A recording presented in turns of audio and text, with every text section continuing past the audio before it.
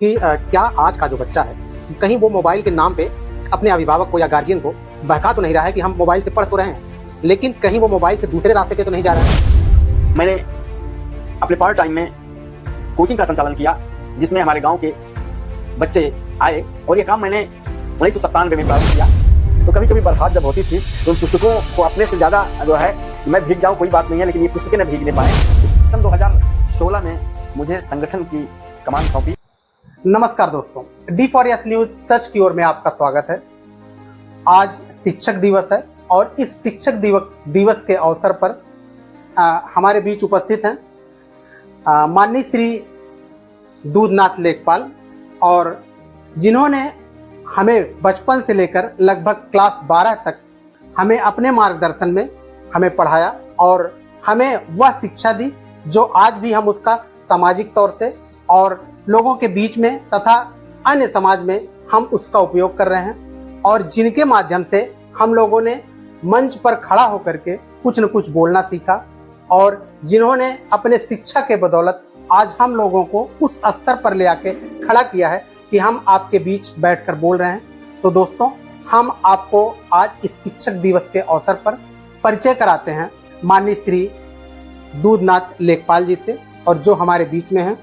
तो लेखपाल जी, आज हम इस शिक्षक दिवस के अवसर पर हम आपको अपने चैनल पर आमंत्रित करते हैं, और हम जानना चाहते हैं कि आप का प्रोफेशन पहले एक शिक्षक था, फिर बाद में आपने अपना प्रोफेशन चुना, आप वर्तमान समय में लेखपाल भी हैं, और सौभाग्य की बात यह भी रही कि आप जो है लेखपाल संघ के अध्यक्ष भी बन चुके हैं, और एक बार आप बदलापुर से लेखपाल संघ के अध्यक्ष रहे और उसके बाद शाहगंज तहसील से लेखपाल संघ के अध्यक्ष रहे।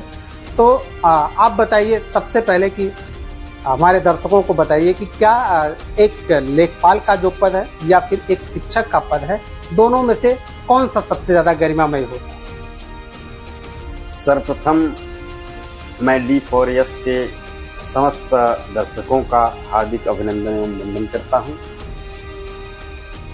और हमारे बीच में हमारा इंटरव्यू लेने आए हमारे प्रिय शिष्य श्री दिनेश कुमार यादव जी, आपने बहुत अच्छा प्रश्न किया कि लेखपाल की समाज में ज़्यादा भूमिका अच्छी है या एक शिक्षक की भूमिका में जो है ज़्यादा देश की सेवा की जा सकती है।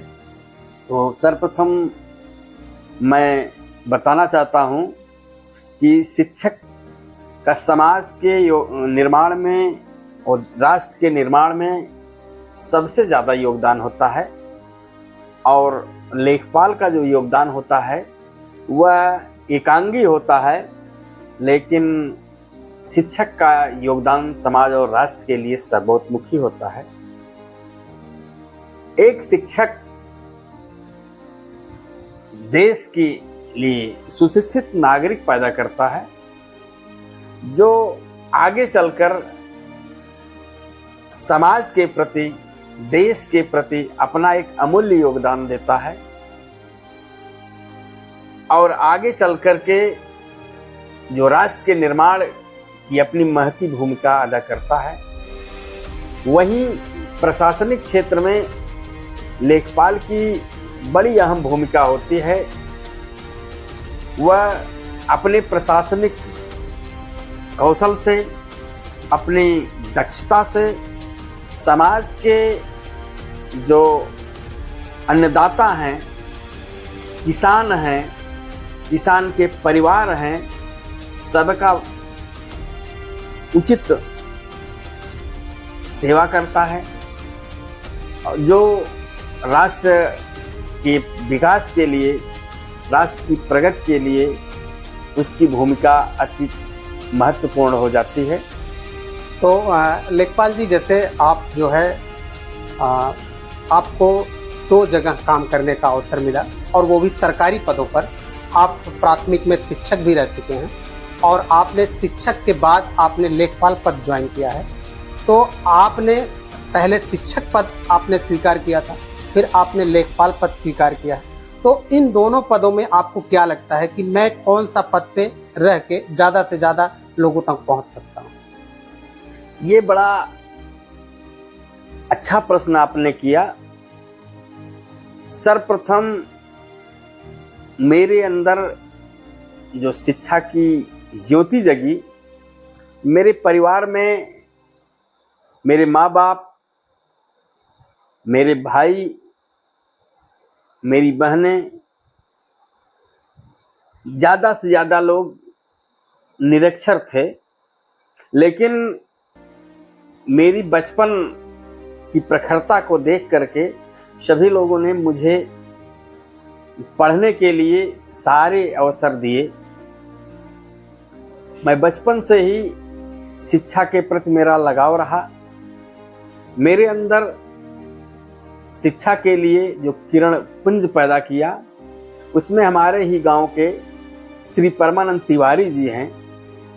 आज शिक्षक के दिवस पर मैं उनको प्रणाम करता हूं, जिन्होंने मुझे शिक्षा के लिए प्रेरित किया। और उनके इस प्रेरणा का परिणाम है कि मैं दोनों क्षेत्रों में अपना योगदान दे रहा हूं। सर्वप्रथम मेरे अंदर जब शिक्षा का जागरण हो गया तो मेरे अंदर लालसा जगी कि मैं एक शिक्षक बनूं और शिक्षा के क्षेत्र में रह करके अपने समाज के प्रति, देश के प्रति और राष्ट्र के प्रति अपना योगदान दे सकूं।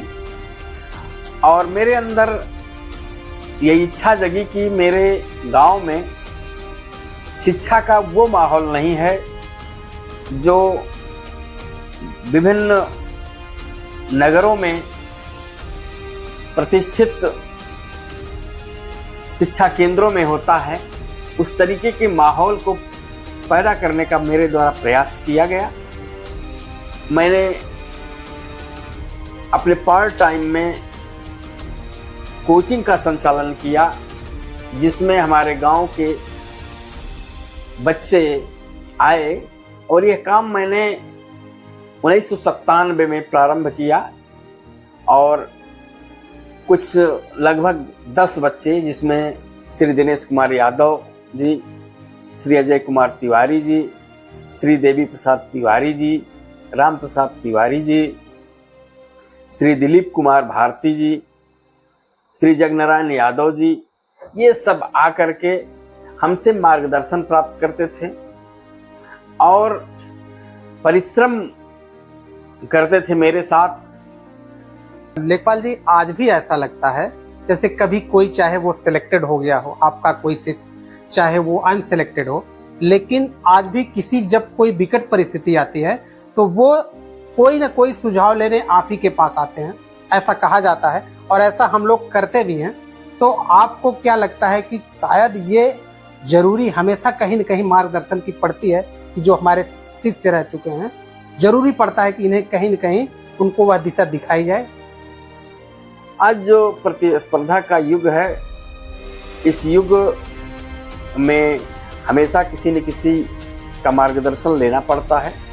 उसी क्रम में जो हमारे शिष्य रह चुके हैं, वे हमेशा हमसे मार्गदर्शन लेते रहते हैं, चाहे वो शिक्षा के क्षेत्र में हो, जिसको मैंने अपना प्रारंभिक पेशा मान करके चला था, उस क्षेत्र में भी मैं इनका मार्गदर्शन करता हूं। और सन 2005 में जब मैं प्रशासनिक क्षेत्र में लेखपाल पद पर आया, तो प्रशासनिक क्षेत्र का अनुभव जब मुझे हो जाने के बाद उस क्षेत्र के संबंध में जो भी मार्गदर्शन चाहते हैं, उनको उस क्षेत्र का भी मार्गदर्शन देता हूं। इस तरीके से दोनों क्षेत्रों का अनुभव मुझे प्राप्त है और इसी अभिलाषा के साथ लोग मुझसे मार्गदर्शन के लिए आते हैं और मैं अपने यथोचित ज्ञान के अनुसार सबको संतुष्ट करता हूं। लेखपाल जी, आखिरी मेरा प्रश्न है, क्या जैसे आप अभी बातचीत के दौरान हमें पता लग रहा है कि एक शिक्षक का जो आपके दिल में एक शिक्षक बनने का सपना था और फिर आपने शिक्षक भी आप बने और आप प्रशासनिक पद लेखपाल पद पर आए, तो आपको क्या लगता है कि इन दोनों पदों से मैं क्या करता तो ज्यादा सही रहता? क्या आपको लगता है, आप संतुष्ट हैं कि आप जो वर्तमान पद पर हैं इस पर आपको लगता है कि मैं ज्यादा से ज्यादा लोगों तक पहुंच सकूं? देखिए, जो शिक्षक का जो है गुण है मेरे अंदर, वो मेरे अंदर वो नैसर्गिक गुण था और वो गुण हमेशा विद्यमान है और वो आज भी विद्यमान है। बातों से हमको ऐसा मेरे अंदर हमेशा ये जिज्ञासा बनी रहती है कि जहाँ मैं विद्यालय देखता हूँ, जहाँ पठन पाठन का कार्य देखता हूँ, मुझे सदैव होती है कि मैं यहाँ चल करके कुछ जो है शिक्षण कार्य करूँ, परंतु कार्य अधिकता के कारण वह काम तो नहीं कर पाता हूँ। लेकिन जो शिक्षक का गुण है मेरे अंदर हमेशा जागृत अवस्था में रहता है। धन्यवाद लेखपाल जी, आपने हमें अपना यह कीमती समय दिया और आपने हमारे चैनल पर आकर के युवाओं को अपना संदेश दिया, और इसके लिए मैं आपको बहुत बहुत धन्यवाद देना चाहता हूँ। आपको बहुत बहुत धन्यवाद।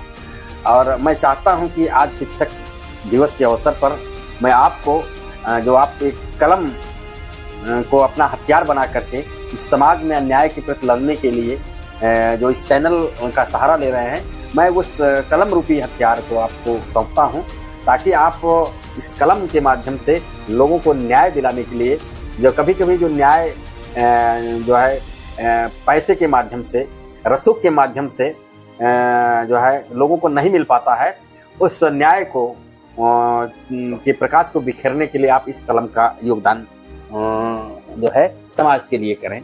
यह मैं आपको जो है ये कलम का जो आप कलमकार हैं, और इसलिए आपको आप हमारे शिक्षक भी रह चुके हैं। ऑन कैमरा मैं सोचता हूँ कि आप हमें आशीर्वाद भी दीजिए। बहुत बहुत आशीर्वाद।